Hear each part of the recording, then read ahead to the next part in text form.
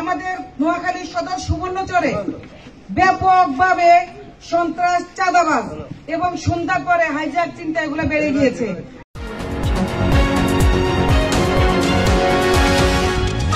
NK television, নোয়াখালীর কথা বলে।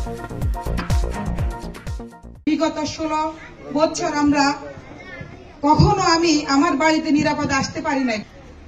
2018 সালে আমি জাতীয় নির্বাচনে দেশনায়ক তারেক রহমান সরাসরি নির্দেশনায় আমি নোয়াখালী সদর 4 আসন থেকে মনোনয়নপত্র নিয়েছিলাম এবং দেশনায়ক তারেক রহমান আমাকে মনোনয়ন দিয়েছেন কারণ আমাদের ফ্যাসিস্ট হাসিনা তার আইডিওলজি ছিল যে আমাদের যারা মনোনয়ন নিবে, যারা যেসব আসন একদম নিশ্চিত ছিল যে এগুলো থেকে বিএনপি জয়যুক্ত করবে, সেখানে সেই সব প্রার্থীদেরকে কোনো না কোনোভাবে ডিসকোয়ালিফাইড করত, যে দেশে 14 সালে করেছে এবং আপনারা জানেন 156টা বিনা ভোটে জিতে নিয়ে গিয়েছিল।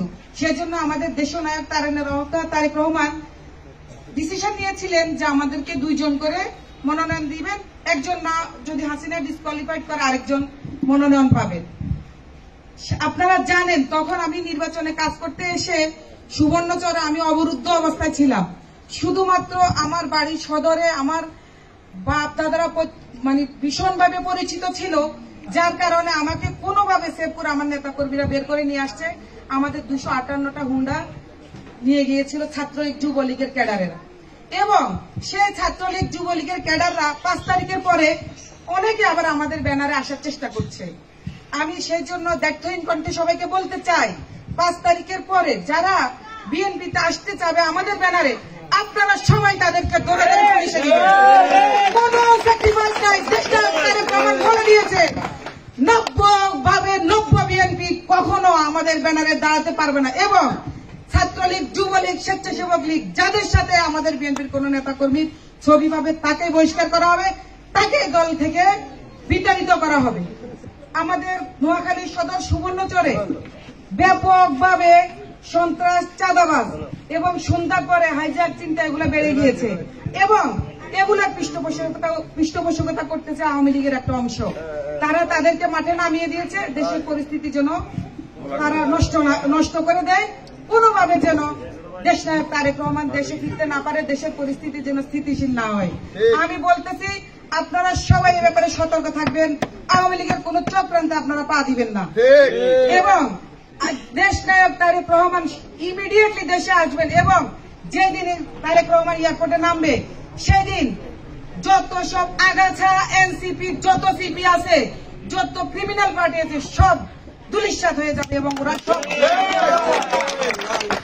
আমি আপনাদেরকে আরেকটা ব্যাপারে আশ্বস্ত করতে চাই, আমি নোয়াখালীর প্রশাসন, জেলা প্রশাসক, প্রত্যেকটা থানার ওসি, প্রত্যেকটা ওয়ার্ড আমি কথা বলেছি, সবাই আমাকে আশ্বস্ত করেছেন তারা সহায়তা করবেন এবং আমরা এলাকা থেকে সকল ধরনের চাঁদাবাজি, টেন্ডারবাজি রুখে দেব এবং এই চাঁদাবাজি, টেন্ডারবাজির সাথে যারা জড়িত তাদেরকে আমরা চিহ্নিত করব, কারণ এগুলো সবকিছু তারা বলতেছে যে এগুলা সবাই নাকি বিএনপি করতেছে, কিন্তু আমরা যেখানে যাকে ধরছি দেখছি হয় এনসিপি, না হয় জামাত, না হয় জাতীয় পার্টি।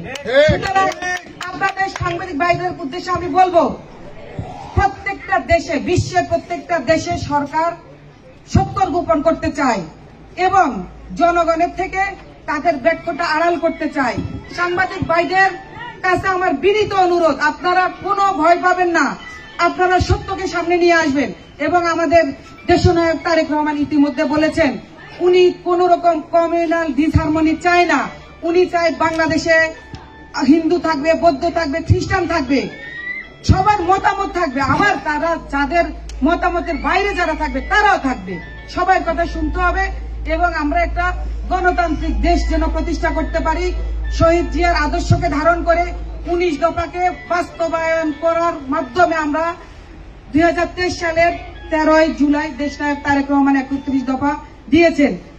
এই যে বর্তমান সরকার সংস্কার বলেছে, এই 31 দফার মধ্যে প্রত্যেকটি দফার মধ্যে সংস্কারের কথা বলা আছে এবং 31 দফার 11 নম্বর দফায় সাংবাদিকদের যেন সুন্দরভাবে তারা মত প্রকাশ করতে পারে ফ্যাসিস্ট শেখ হাসিনা সাংবাদিকদের কণ্ঠ রুখে দিয়েছিল, মিথ্যাটাকে সে শিল্পতে রূপান্তরিত করেছিল।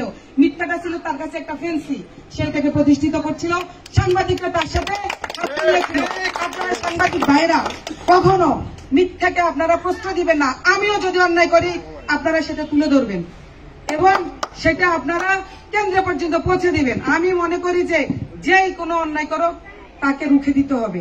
সর্বশেষ আমি বলবো, আপনারা জানেন গতকালকে বাংলাদেশের দুইজন অহংকার সারা বিশ্ব নেতা, একজন ডক্টর ইউনূস নোবেল লরিয়েট, আরেকজন দেশনায়ক তারেক রহমান, দুইজনের একটা ডিসিশনে আগামীতে ইনশাআল্লাহ রোজার আগে নির্বাচনের আমরা একটা ডেট পেয়েছি,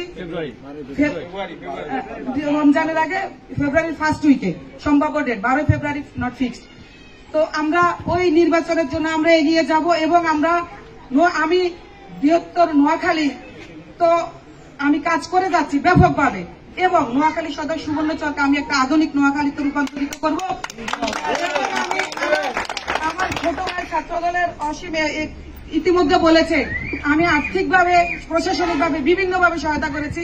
আমি এটা পাবলিকলি কখনোই বলি না, কিন্তু আমি শুধু নোয়াখালী না, আমি সারা বাংলাদেশে যে যখন বিপদে পড়েছে আর্থিকভাবে, মেডিকেলে, মানে সবভাবে আমি সহায়তা করেছি, আগামীতেও করব। যদি দল আমাকে বিশ্বাস রাখা, আমার উপরে আরো কোনো দায়িত্ব দেয়, যদি আমি সংসদেও যেতে পারি কাজ করব, যদি নাও যেতে পারি ইনশাআল্লাহ আমি কাজ করে যাব। এবং আপনারা আমার উপর বিশ্বাস রাখতে পারেন, আমি আপনাদেরকে একটা সুন্দর বাংলাদেশের পাশাপাশি একটা সুন্দর নোয়াখালী উপহার দেব।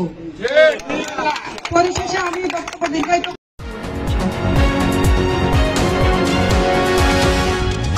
NK টেলিভিশন, নোয়াখালীর কথা বলে।